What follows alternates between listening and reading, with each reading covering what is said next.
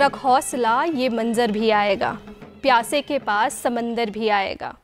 थक कर ना बैठ ए मंजिल के मुसाफिर, मंजिल भी मिलेगी और मिलने का मज़ा भी आएगा।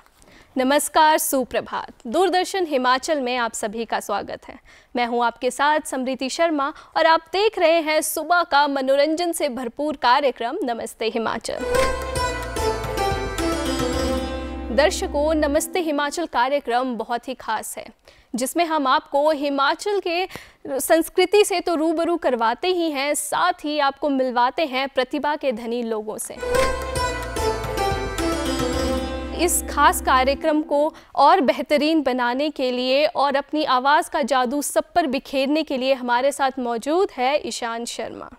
ईशान, आपका आज के कार्यक्रम में बहुत बहुत स्वागत है। सबसे पहले तो मैं बहुत बहुत शुक्रिया अदा करना चाहूँगा डीडी हिमाचल का और आप सभी का, जिसने मुझे यहाँ पर आमंत्रित किया और मुझे अपनी प्रतिभा दिखाने का सौभाग्य। हम चाहेंगे कि आप सबसे पहले अपने बारे में हमारे दर्शकों को थोड़ा बता दीजिए कि आप कहाँ से हैं और आप क्या करते हैं, आपकी फैमिली में कौन कौन है। जी, तो मेरा नाम ईशान शर्मा है। मैं बेसिकली सुन्नी मंडोर घाट से बिलोंग करता हूँ जी। अभी वर्तमान में मैं संजौली कॉलेज में बीए प्रथम वर्ष का छात्र हूँ। मैं बीए इन म्यूज़िक कर रहा हूँ संजौली कॉलेज से।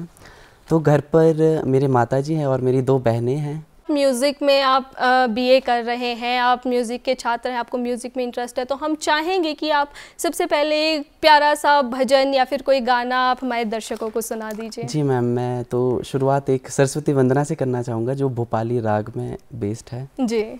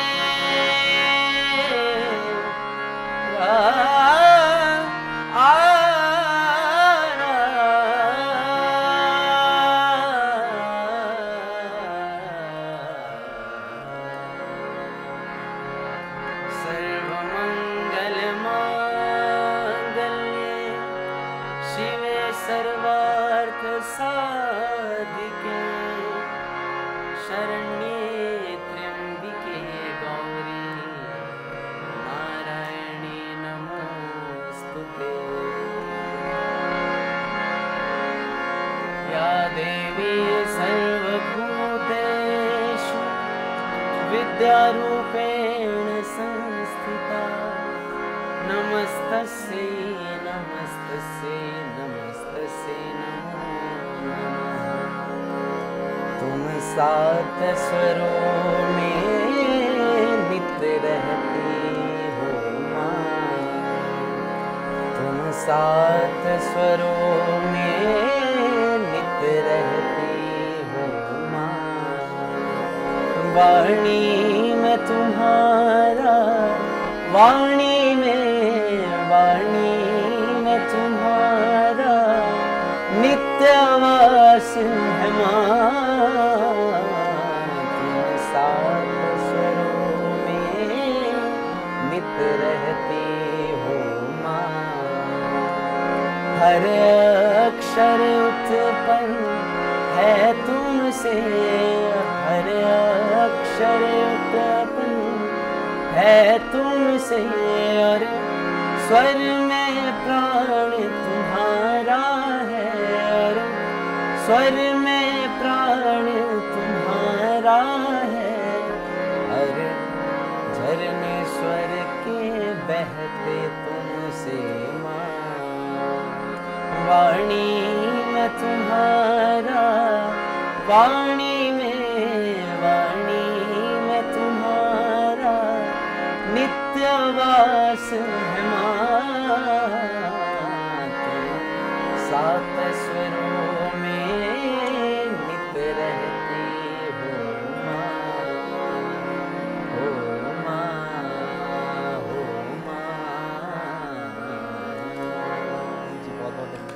बहुत खूब, आपने इतना सुंदर गाया कि मैं बस खो गई आपके गाने में। अगर मैं गलत नहीं हूँ तो आपने ये एक सरस्वती वंदना गाई थी जो कि बहुत ही बेहतरीन थी। जी, तो अगर हम बात करें आपकी म्यूज़िक की, तो आपको म्यूज़िक में इंटरेस्ट कैसे आया, उसके बारे में हम थोड़ा जानना चाहेंगे। मैम वैसे ही जैसे घर का बैकग्राउंड भी थोड़ा अध्यात्म से और संगीत वाले माहौल से जुड़ा था। जो मेरे पिताजी थे वो कथावाचक थे, तो फिर अध्यात्म का माहौल वैसे बचपन से ही बना रहा था, भक्ति वाला। तो संगीत भी चलता रहता था घर पे, बचपन से भजन चलते रहते थे। तो फिर वहाँ से काफ़ी वैसा गाइडेंस मिली है पिताजी के थ्रू। जी, तो जैसे आप बचपन से ही आपके घर में संगीत का माहौल था, लेकिन अगर हम करियर वाइज बात करें या फिर ट्रेनिंग की बात करें, तो आप कब से जुड़े हैं म्यूज़िक से? जी मैम, तो मैं बताना चाहूँगा कि मैं 8th क्लास में था जब मैं स्कूल में था एक्चुअली। तो उस टाइम मुझे गिटार सीखने का शौक़ जागा था, तो मैंने पापा को कहा था कि मुझे एक गिटार ले लीजिए। अच्छा। तो उन्होंने गिटार लेके दिया था। फिर मेरे गुरुजी हैं डॉक्टर टीसी कौल और डॉक्टर ओपी कौल, तो उन्होंने, पापा ने मुझे उनके पास भेजा था गिटार सीखने के लिए। फिर गिटार सीखते सीखते मुझे वोकल पे भी काफ़ी इंटरेस्ट आया। फिर मैंने वोकल क्लासेस शुरू की थी उन्हीं से। जी मैम। तो आपने इस तरह से अपना जो संगीत का सफ़र है वो शुरू किया। जी मैम। जी, तो जैसे अगर हम बात करें भजन की, जैसे आपको काफ़ी ज़्यादा भजन गाना पसंद करते हैं आप, तो उसमें भजन में स्पेसिफिकली आपकी रुचि कैसे बनी?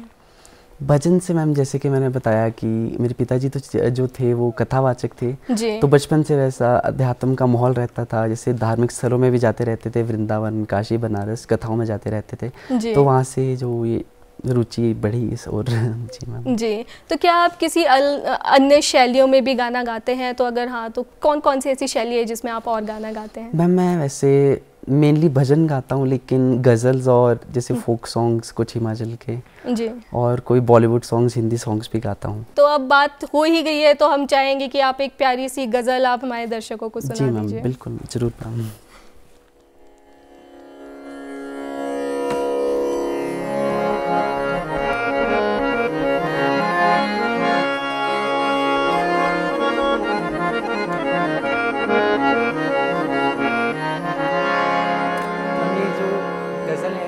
राग पर बेस्ड है, जिस पर सरस्वती वंदना बेस्ड है, भोपाली राग। जी। दुनिया किसी के प्यार में जन्नत से कम नहीं, दुनिया किसी के प्यार में जन्नत से कम नहीं। एक दिल रुबा है दिल में जो, एक दिल रुबा है दिल में जो, हूरों से कम नहीं, दुनिया किसी के प्यार में जन्नत से कम नहीं। तुम बादशाए हुस्न हो, हुस्ने जहान हो, तुम बादशाए हुस्न हो, हुस्ने जहान हो, जाने वफा हो और मोहब्बत की शान हो, जाने वफा हो और मोहब्बत की शान हो, जलवे तुम्हारे हुस्न के, जलवे तुम्हारे हुस्न के, तारों से कम नहीं, दुनिया किसी के प्यार में जन्नत से कम नहीं। एक दिल रुबा है दिल में जो, एक दिल रुबा है दिल में जो, हूरों से कम नहीं, दुनिया किसी के प्यार में, दुनिया किसी के प्यार में। बहुत बढ़िया इशार, आप इतना अच्छा गाते हैं कि मन करता है बस रोके ना, आपसे सुनते ही रहे बहुत बहुत धन्यवाद जी। तो अगर हम जानना चाहें कि जो आपने ये गज़ल गाई है उसके बारे में थोड़ा हमें बता दीजिए कि ये किस तरह की गज़ल है, क्या है? ये गज़ल जो है ये मेहदी हसन साहब जी की है, खान जी की जी। तो ये उनके द्वारा कंपोज की गई है और ये मैं बचपन में जो मैंने पहली गज़ल सीखी थी वो ये सीखी थी, मुझे बहुत पसंद है बचपन से। अच्छा, तो पहली गज़ल आपने ये सीखी थी। अगर हम आपकी बात करें तो आपको म्यूज़िक में क्या चीज़ है जो कि आपको अपनी तरफ खींचती है? मैम म्यूज़िक में जैसे कि हमारे गुरुजी भी हमेशा बोलते हैं कि म्यूज़िक एक ऐसा सब्जेक्ट है जिसको, जैसे मैम कोई मैथ्स का स्टूडेंट है तो वो जैसे चलते फिरते फिर ऐसे मैथ्स के क्वेश्चंस तो नहीं रिपीट करेगा, तो जैसे म्यूज़िक का स्टूडेंट है ऐसे हमारे गुरुजी हमेशा बोलते हैं कि जो म्यूज़िक का स्टूडेंट है वो चलते फिरते हमेशा गुनगुनाता रहता है। तो एक ये इसकी बहुत खासियत है और ये वर्सेटाइल बहुत है कि हर एक जोनर को रिप्रेजेंट करता है, मतलब हर एक मूड को, चाहे आप दुखी हैं चाहे आप खुश हैं तभी म्यूज़िक साथ आता है। जी बिल्कुल, ये आपने बहुत अच्छी बात कही है। बात करें ऐसे कि आप जैसे भजन ही गाते हैं और आपने जैसे अभी इतनी सुंदर हमें गज़ल सुनाई है, उसके बारे में अगर आप बताना चाहें कि कितना आपको इंजॉय करते हैं आप ये गाना और किस तरह से आप सीखते हैं जो आगे? मैम मैं सबसे ज़्यादा, जैसे आपने कहा कि इंजॉय करते हैं, तो मैं भजन बहुत ज़्यादा इंजॉय करता हूँ। जैसे कभी भी अगर मैं डिप्रेस्ड फील कर रहा हूँ या कोई मेरा मन नहीं लग रहा है तो भजन सुन के मुझे बहुत पॉजिटिविटी मिलती है। ये बचपन से ही ऐसा, मतलब जैसे पापा भी मुझे वो अनूप जलोटा जी के भजन सुनाते थे बचपन से जी। तो उसमें काफ़ी रुचि रही थी बचपन से ही, फिर वहाँ से वैसे वैसे भजनों में ज़्यादा इंटरेस्ट रहा। जी।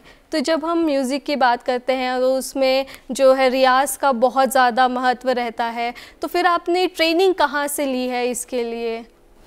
मैम मेरे जीवन में अभी तक 3 गुरु रहे हैं, doctor TC. Kaul, doctor OP. Kaul और आचार्य महेंद्र मोहन शर्मा जी। तो इन तीनों से मैंने संगीत की शिक्षा प्राप्त की है और ये मतलब मेरे रोल मॉडल भी रहे हैं जीवन में, तो मैं जो कुछ सीखता हूँ इनसे सीखता हूँ। जी। तो क्या आपने किसी तरह का घराना भी आपने ज्वाइन किया है? घराना मैम वैसे जो हमारे गुरुजी है डॉक्टर टी.सी. कौल और ओ.पी. कौल वो पटियाला घराने से संबंध रखते हैं। जी मैम। आपकी जो डेली प्रैक्टिस है या फिर जो रियाज़ है उसकी जो रूटीन है उसके बारे में हम जानना चाहेंगे, किस तरह से आपका जो दिनचर्या है वो चलती है? वैसे जैसे अगर कॉलेज की जैसे चले रहते हैं तो सुबह जल्दी उठना पड़ता है थोड़ा रियाज़ के लिए। जी। जैसे खरच का रियाज़ सुबह करना पड़ता है, अगर एक वॉइस मेंटेन करनी है तो सुबह वही रहता है, थोड़ी देर खर्च, फिर दिन को तो पूरी क्लासेस, मतलब अगर हम कॉलेज जाते हैं जो म्यूज़िक के स्टूडेंट्स हैं तो उनका बस ये है कि म्यूज़िक रूम ही जाना है। जी। फिर बाहर घूमने का टाइम भी नहीं लगता है और गुरुजी घूमने भी नहीं देते हैं। जी। तो बस म्यूज़िक रूम में ही रहना है, फिर वहाँ पे रियाज़ कीजिए, आप गाना बजाना कीजिए। आपके जो गुरुजी हैं वो भी नहीं जाने देते हैं और आप सुबह से शाम तक रियाज़ करते हैं? रियाज़ करते हैं और मन भी नहीं करता है जाने का, एक म्यूज़िक के स्टूडेंट होके फिर आनंद उसमें ही रहता है। जी बिल्कुल। तो हम चाहेंगे कि आप एक और प्यारा सा कोई गाना जो है हिंदी कोई गाना आप हमारे दर्शकों को सुना दीजिए।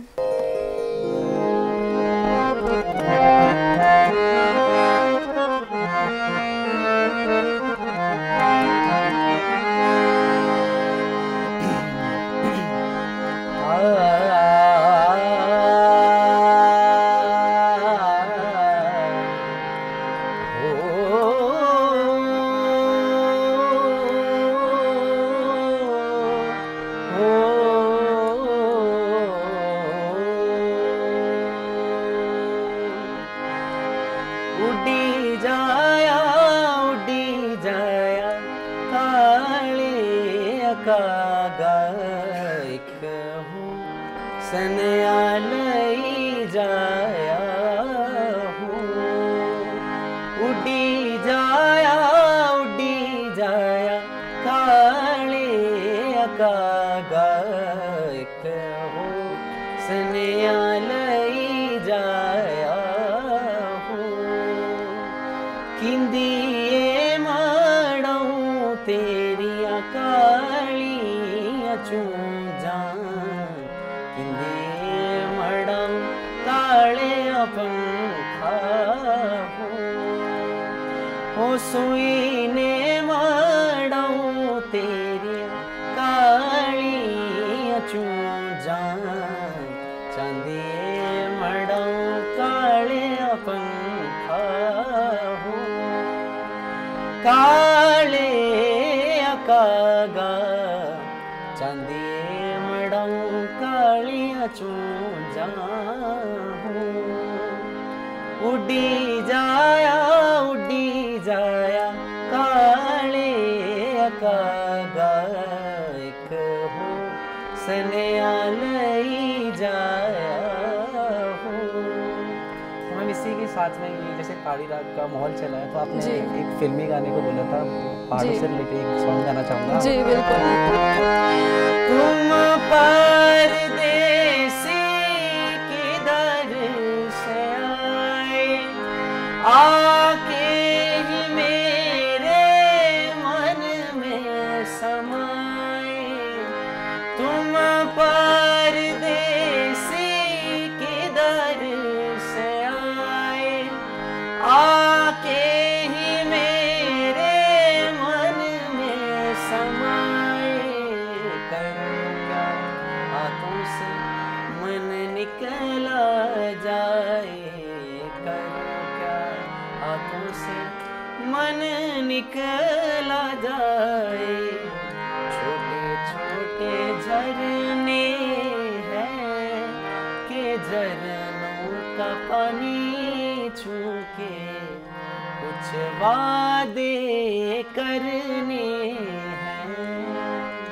झरने तो बहते हैं कसम से, झरने तो बहते हैं कि रुत जी।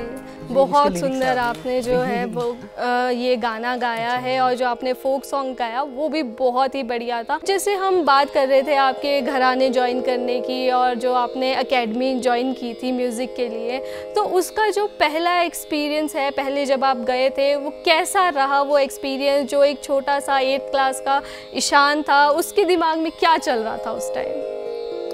तो मैम जैसे मैंने 8th क्लास में एकेडमी ज्वाइन की थी, तो पहले मैंने गिटार सीखने के लिए की थी। मुझे वैसे ज़्यादा म्यूज़िक में इंटरेस्ट नहीं था, मैंने कुछ और सोचा था पहले, तो फिर बाद में धीरे धीरे म्यूज़िक में इंटरेस्ट पैदा हुआ जी। पहले तो गिटार सीखा था, फिर उसमें मैं बॉलीवुड सॉन्ग्स सीखना शुरू किया था गुरुजी के पास, डॉक्टर TC कॉल के पास जी। और फिर उसके बाद उनसे वोकल क्लासेस शुरू की, फिर धीरे धीरे वैसा इंटरेस्ट आगे बढ़ा आपका जी। तो जब हम देखते हैं कि फैमिली की बात करें या फिर रिश्तेदारों की बात करें, जब भी कोई फंक्शन होता है और उनको पता चलता है कि कोई बच्चा है जो म्यूज़िक में या डांस में कहीं पे काफ़ी अच्छा कर रहा है, तो वो उनको बोलते हैं कि चलो परफॉर्मेंस करके दिखाओ। तो क्या आपके साथ भी ऐसा कभी हुआ है? जी मैम, बहुत बार हुआ है। जैसे अपने फ्रेंड्स की कहीं उनके फंक्शन होगा, कोई जैसे जागरण वगैरह होगा जी, तो हमेशा जैसे नॉमिनेट कर देंगे नाम, जैसे बोल देंगे कि मेरा दोस्त गाने वाला है, तो वैसे वहाँ पे गाना ही पड़ता है। ऐसे बहुत बार हो चुका है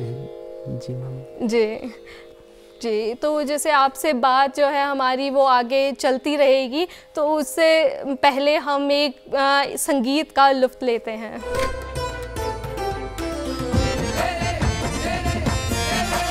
तेरा नखरा नखरे, तेरा नखरा नखरे, तेरा नखरा नखरे, बोलो सोचाओ भोला सजनो, बोलो सोचाओ भोला सजनो, नहीं जियो रा खोटाओ रे, नहीं जियो रा खोटाओ रे, नहीं जियो रा खोटाओ रे।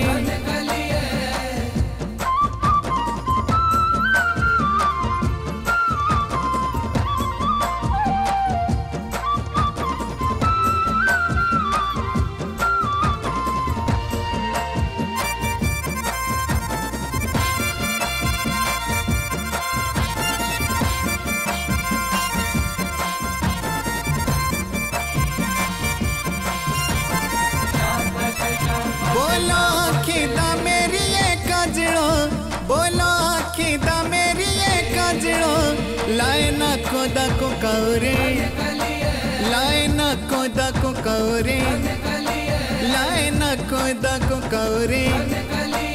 बोलो मेरे तू बोसिए जियो दे, बोलो मेरे तू बोसिए जियो दे, दे प्यारो दाना दो खौरे, दे प्यारो दाना दो खौरे, दे प्यारो दाना दो खौरे।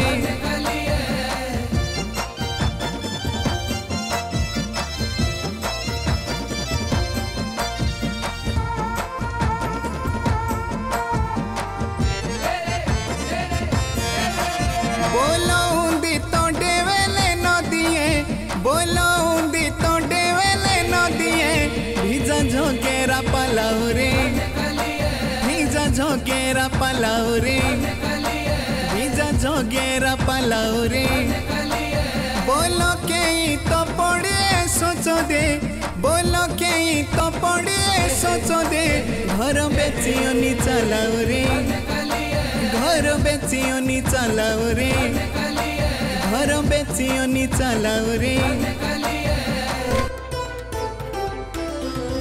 तो दर्शकों, आप देख रहे हैं नमस्ते हिमाचल और आज हमारे साथ मौजूद है ईशान शर्मा। तो ईशान, जैसे हम आपकी म्यूज़िकल जर्नी की बात कर रहे थे, तो हम आपसे जानना चाहेंगे कि जो आपका फ़र्स्ट स्टेज एक्सपीरियंस था वो कैसा रहा, कि जब हम पहली बार स्टेज पे जाते हैं हमें नर्वसनेस होती है, तो आपको कैसा फ़ील हो रहा था और ऐसा कौन सा गाना है जो आपने सबसे पहले स्टेज पे परफॉर्म किया था? जी मैम, तो नर्वसनेस तो मैम मुझे बचपन से बहुत ज़्यादा रही है। जैसे मैंने स्टार्टिंग में म्यूज़िक जैसे मैंने सीखना भी शुरू किया था तो मैं बिल्कुल अच्छा नहीं गा पाता था उस टाइम। तो जैसे गुरुजी के पास आया था तो बिल्कुल भी कॉन्फिडेंस नहीं था गाने का जी। तो एक बार मुझे याद है कि एकेडमी में एक फंक्शन चल रहा था नवरात्रों के टाइम, तो उस वक्त सभी स्टूडेंट्स को गाना था, तो मुझे भी एक भजन गाने के लिए बोला था जी। तो उस टाइम कॉन्फिडेंस तो था नहीं, तो लेकिन मैंने टूटा फूटा एक भजन गाया था, हे राम हे राम। पहली बार आप स्टेज पे गए, आपने ये भजन गाया, तो जो आपकी फैमिली का और आपके जो दोस्तों का था उनका कैसा रिएक्शन था, क्या उनकी प्रतिक्रिया रही? जैसे एकेडमी के बाकी स्टूडेंट्स थे वो तो बहुत सपोर्टिव है। जैसे मेरे सीनियर्स ही थे सारे, मैं सबसे छोटा था अपनी एकेडमी में जब मैं 8th क्लास में गया था एकेडमी, तो बहुत उन्होंने तो बहुत सपोर्ट किया था। जैसे कि मेरी त्रुटियां भी रही थी, अभी भी काफ़ी त्रुटियां रह गई तो उस त्रुटियों को मतलब ऐसे इम्प्रोवाइज मतलब काफ़ी प्रेरणा देते हैं जी। और ये तो होते होते ही होगा, जैसे जैसे आप रियाज करेंगे आगे बढ़ते रहेंगे और बेहतरीन बनते रहेंगे जी। तो जैसे आप 6 सालों से इस जो अपने संगीत की जर्नी है, इस सफ़र पे आप चले हैं 6 सालों से, तो आप ऐसी कौन सी चीज़ है जिसने आपको हमेशा मोटिवेटेड रखा है आगे बढ़ने के लिए? संगीत में ऐसे बहुत आनंद लेता हूँ। जैसे जो भी म्यूज़िक का स्टूडेंट होता है वो बहुत आनंद लेता है म्यूज़िक में, तो वो भी एक चीज़ है कि जिससे आनंद चलता रहता है और मोटिवेटेड भी रहते हैं साथ साथ में जी। तो ऐसा आप क्या करते हैं जिससे आप हमेशा मोटिवेटेड रहते हैं? कोई ऐसी प्रैक्टिस या फिर कोई ऐसी चीज़ जो आप तैयार करते हैं अपने, या फिर मेंटली कैसे प्रिपेयर करते हैं? जी मैम, जो हमारे गुरुजी हैं आचार्य महेंद्र मोहन शर्मा जी, तो मैं उनके साथ जब मैं +1 क्लास में था तो मैंने उस टाइम से उनके साथ जाना शुरू कर दिया था जी। तो मतलब मैं उनके साथ कथा में जाता था as a keyboardist and vocalist, तो वहाँ से काफ़ी ज़्यादा कॉन्फिडेंस भी डेवलप हुआ था जी। और कुछ सीखने को भी मिला था, और जैसे कथाओं में जाकर बहुत मोटिवेटेड भी रहते हैं जी, अध्यात्म से भी जुड़े रहते हैं जी। बिल्कुल। तो जैसे हम बात करते हैं मोटिवेशन की, आपने बोला कि आप कथा में जाते थे जहाँ से आपको कॉन्फिडेंस बना है, तो आपकी लाइफ में आपके सबसे बड़े सपोर्टर कौन है जो हम कह सकते हैं? क्योंकि जो हमारे सपोर्टर्स होते हैं वो उन्हीं से हमें कॉन्फिडेंस बिल्ड होने में हेल्प मिलती है हमें, तो आपकी लाइफ में ऐसे कौन है?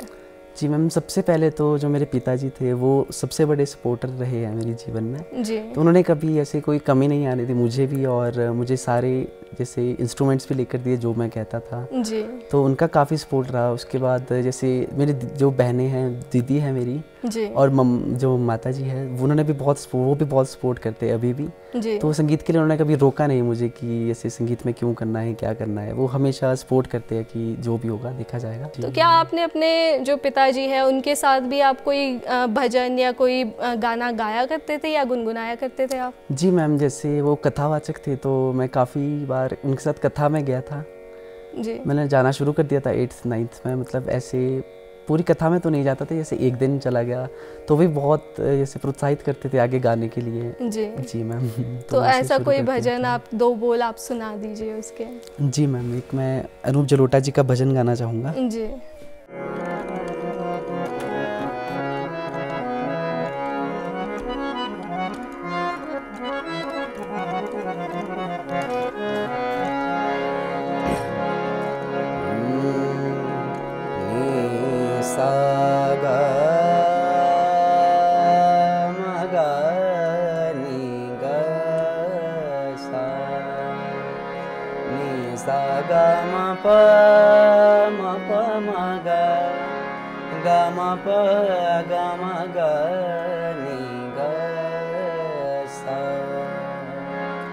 वो काला एक बांसुरी वाला सुध बिसरा गया मोरी रे, सुध बिसरा गया मोरी, माखन चोर वो नंद किशोर, कर गयो मन की चोरी रे, सुध बिसरा गया मोरी, वो काला एक बांसुरी वाला, सुध बिसरा गया मोरी रे, सुध बिसरा गया मोरी, छुप गयो फिर एक तान सुना के, छुप गयो फिर एक तान सुना के, छुप गयो फिर एक तान सुना के, कहाँ गयो एक बाण चला के, कहाँ गयो एक बाण चला के, गोकुल ढूंढा मैंने मथुरा ढूंढी, गोकुल ढूंढा मैंने मथुरा ढूंढी, कोई नगरिया न छोड़ी रे, सुध बिसरा गयो मोरी, वो काला एक बांसुरी वाला, पनघट पे मोरी बैया मरोड़ी, पनघट पे मोरी बैया मरोड़ी, मैं बोली तो मेरी मटकी फोड़ी, मैं बोली तो मेरी मटकी फोड़ी, पैया परत करूं विनती मैं अब, पैया परत करूं विनती मैं, पर माने ना एक वो मोरी रे,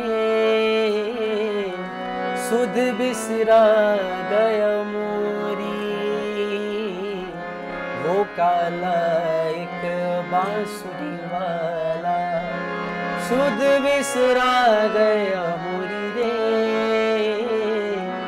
सुध बिसरा गयो मोरी। बहुत बढ़िया ईशान, आप इतना अच्छा गाते हैं कि मंत्रमुग्ध हो जाते हैं सब। बहुत बहुत धन्यवाद जी। तो जब हम बात करते हैं डिसिप्लिन की, जैसे हम अनुशासन की बात करते हैं, क्योंकि जब भी किसी भी क्षेत्र की बात करें तो उसमें अनुशासन है जो बहुत ज़रूरी होता है। तो आपको क्या लगता है कि जो संगीत के क्षेत्र में है वो अनुशासन कितना ज़रूरी है, और आप किस तरह से जो अनुशासन है वो बनाए रखते हैं? हम जैसे कहते भी है कि संगीत एक साधना है, तो जैसे हमारे गुरुजी भी ये हमेशा अक्सर हमें हर रोज़ ये शिक्षा देते हैं कि संगीत साधना है, तो हर रोज़ रियाज करना भी ज़रूरी है जी। जैसे एक डिसिप्लिन में रहना, जैसे आपने कहा, तो वो भी बहुत ज़रूरी है। जैसे अगर मैं खुद का बताऊँ, मैं अगर एक हफ्ते रियाज नहीं करता हूँ तो मुझे मतलब गले में फ़र्क नज़र आ जाता है, तो मैं गा नहीं पाता हूँ ढंग से। तो ऐसे डिसिप्लिन में रहना भी बहुत ज़रूरी है संगीत में, जितना मैं अभी तक जान पाया हूँ जी। और जो समय समय पर रियाज करना भी बहुत ज़रूरी है। तो जो संगीत है वो आपकी जो व्यक्तित्व है, या फिर हम पर्सनालिटी कहते हैं, उसको शेप करने में किस तरह से मदद करता है आपकी? जी मैम, तो जैसे मुझे बचपन से मतलब हमारे गुरुजी है जो उन्होंने हमेशा बचपन से यही सिखाया कि अगर संगीतकार आप एक अच्छे बाद में बनते हैं, पहले एक अच्छे इंसान बनते हैं जी। ये मुझे याद आता है, हमारे जो गुरुजी है डॉक्टर ओपी कौल जी, तो वो हमें हमेशा सिखाते हैं कि एक अच्छा इंसान बनना पहले बहुत ज़रूरी है जी मैम। तो वैसे ही जैसे आपने कहा पर्सनैलिटी डेवलपमेंट में कैसे काम आता है म्यूज़िक, तो मैम जैसे जो व्यक्ति संगीत के साथ जुड़ा रहता है, जैसे मैं अध्यात्म और संगीत के साथ जुड़ा रहता हूँ जी, तो मैम एक संस्कार भी साथ साथ में चले रहते हैं अध्यात्म के थ्रू जी मैम। जैसे साथ में जुड़े रहते हैं, कथा में भी जाते रहते हैं, जागरण में जाते रहते हैं, और मैम कर्म कांड में भी बीच बीच में जाते रहते हैं जी मैम। तो संस्कार भी साथ में चले रहते हैं, और संगीत भी बहुत हेल्प करता है पर्सनैलिटी डेवलपमेंट के लिए जी। बिल्कुल, आपने बहुत सही बात कही है। तो अगर हम जैसे कल्चरल हेरिटेज की बात करें, तो आपको क्या लगता है किस तरह से जो संगीत है वो किसी भी कल्चर को प्रिजर्व करने में या फिर आगे बढ़ाने में मदद करता है? जी मैम जैसे कल्चर की अगर हम बात करें, जिसमें हिमाचल में जैसे बहुत सारा कल्चर है जी, अलग अलग विभिन्न जैसे क्षेत्रों में अलग अलग कल्चर क्या होता है, तो वैसे गाने भी फोक सॉन्ग जैसे बने हैं उसके लिए, तो वैसे कल्चर प्रिजर्व करने के लिए बहुत हेल्पफुल है। जी जैसे आपने बिल्कुल बहुत सही बात कही है कि जो कल्चर है उसको प्रिवेंट करने में बहुत मदद करता है। तो इसी बात पे हम आपसे एक फोक सॉन्ग ज़रूर सुनना चाहेंगे। जी मैम, ज़रूर मैम।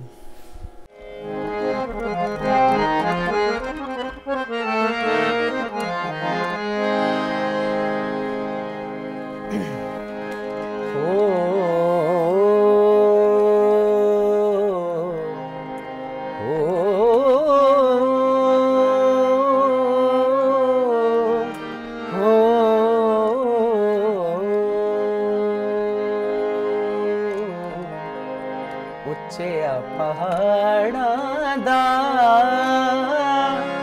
ਕਰ ਲੈਣਾ ਸਾਹੋਂ ਨਜ਼ਾਰਾ, ਕਾਂਗੜਾ ਤੇ ਕੁੱਲੂ ਘੁੰਮਣਾ ਸਾਂ, ਘੁੰਮਣਾ ਏ ਚੰਬਾ ਸ਼ਹਿਰ ਪਿਆਰਾ, ਉੱਚਿਆ ਪਹਾੜਾਂ ਦਾ।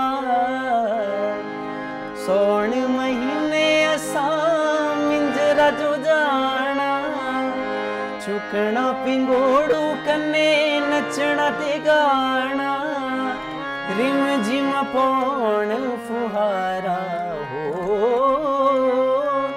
रिम झिम पौन फुहारा, उच्चिया पहाड़ां दा कर लेना साहू नजारा, कांगड़ा ते कुल्लू घुमना सा, घुमना ए चंबा शहर प्यारा, उच्चिया पहाड़ां दा। रावेरी साए साए सरगम छेड़ दी, चंबेरे चोगाना विच परियां जी खेड़ दी, रावेरी साए साए सरगम छेड़ दी, चंबेरे चोगाना विच परियां जी खेड़ दी, चाननिया राता रा नजारा हो, चाननिया राता रा नजारा, उच्चिया पहाड़ां दा कर लेना साहू नजारा, कांगड़ा ते कुल्लू घुमना सा, चंबा शहर प्यारा, उच्चिया पहाड़ां दा। बहुत खूब ईशान।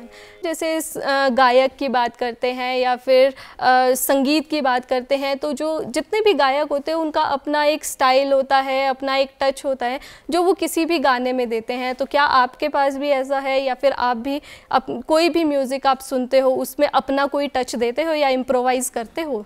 गज़ल्स में मैम इम्प्रोवाइज़ जैसे छोटी छोटी मुर्कियाँ आ जाती है, छोटी छोटी हरकतें वैसे चेंज हो जाती है मैम, वैसे इम्प्रोवाइज़ हो जाता है, वैसे गज़ल्स में भी भजन्स में भी हो जाता है। जी जी, तो जैसे अभी हम फोक सॉन्ग की बात कर ही रहे हैं, तो अब एक सुकेती गाना हम सुन लेते हैं।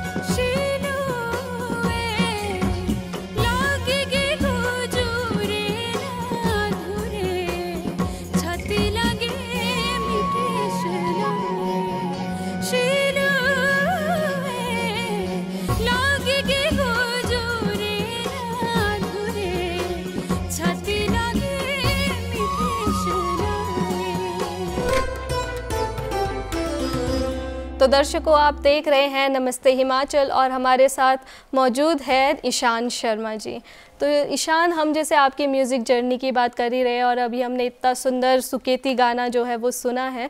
तो अगर हम जैसे बात करें, दोस्तों की बात करते हैं, हम फैमिली की बात करते हैं, क्या कोई ऐसा इंसिडेंट है आपकी म्यूज़िकल जर्नी का जो आपको आज भी याद रहता है, अपने जो किसी ने आपको बोला हो, या फिर कुछ भी ऐसा है जो आप हमारे दर्शकों के साथ शेयर करना चाहें? मैं जब पहली बार कथा में गया था जी मैम, तो वहाँ पर मुझे बहुत प्रोत्साहित किया था लोगों ने। उस टाइम मैं गा नहीं पाता था ज़्यादा जी, जैसे 10th क्लास में चला गया था पहले मैं कथा में जी। मैम उस टाइम बहुत प्रोत्साहित किया था, तो मैम वहाँ से बहुत मोटिवेशन मिली थी कि म्यूज़िक में अब तो करना है कुछ, या जैसे अध्यात्म के साथ जुड़कर रहना है और आगे भी संगीत में करना है जी मैम। तो ये एक इंसिडेंट रहा था जहाँ से मोटिवेशन काफ़ी मिली थी जी। तो जैसे आप कथा की बात कर ही रहे, आपने कथा काफ़ी ज़्यादा आपने सुनी है और आपको उसमें काफ़ी इंटरेस्ट भी है, तो हम चाहेंगे कि अगर आप चाहें तो आप ना जो कथा के कुछ श्लोक है वो हमें सुना दीजिए। जी मैम, ज़रूर मैम। मैं हारमोनियम बजा के कुछ सुनाना चाहूँगा।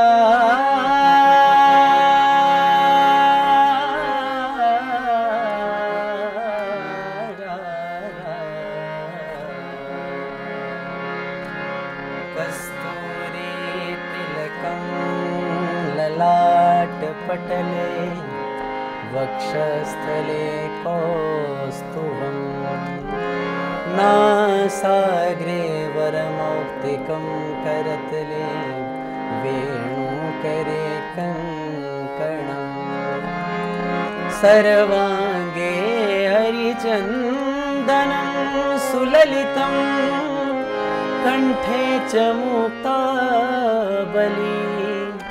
गोपस्त्री परिवेष्टितो विजयते गोपाल चूड़ामणि। जी, बहुत सुंदर। आपको जैसे आपके घर का माहौल अध्यात्म का रहा है और फ्यूचर में आप क्या करना चाहेंगे इससे रिलेटेड?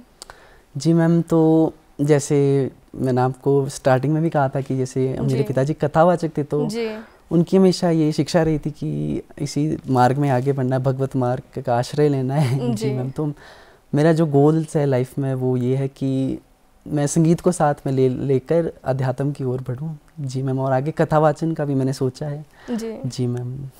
जी, तो अगर जैसे आप कोई जो बच्चे हैं या फिर जो यूथ है जो आपसे इंस्पायर होंगे, तो उनको आप कोई पीस ऑफ एडवाइस या फिर कोई आप मैसेज देना चाहें, संदेश देना चाहें? जी मैम, तो वैसे मैं इतना बड़ा कलाकार तो नहीं मानता हूँ खुद को कि मैं कुछ एडवाइस दे सकूँ, लेकिन एक बात जो मैं खुद हमेशा श्योर करता हूँ कि वो है गुरु के प्रति हमेशा समर्पण।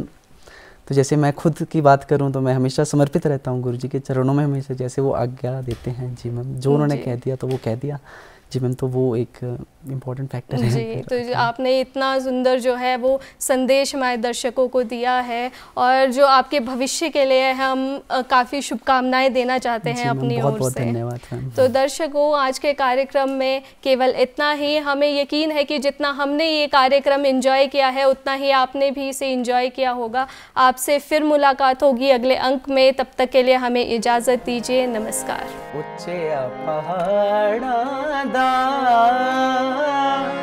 कर लेना साहो नजारा कांगड़ा ते कुल्लू कुमना सा कुमनाए चंबा शहर प्यारा उच्चे पहाड़ा दा सोन महीने असा मिंजरा जो जाना चुकना पिंगोड़ू कन्ने नचना ते गाना रिम झिम पौण फुहारा हो,